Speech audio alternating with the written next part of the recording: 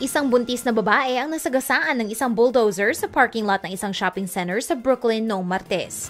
Nangyari ang insidente 10:45 ng umaga nang ang 36-year-old na si Min Lin at ang kanyang asawa ay namimili sa Fei Long Market sa Sunset Park.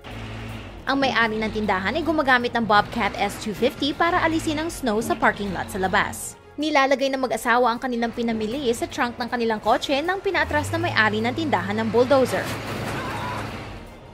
Napa-cardiac arrest si Lin at siya ay dinala sa ospital. Namatay sa ospital si Lin pero naligtas ng mga doktor ang kanyang baby sa pamamagitan ng isang emergency C-section. Ang baby ay dinala sa intensive care unit at nasa critical na kondisyon. Ang may-ari ng tindahan ay hindi na aresto at hindi pa nakakasuhan.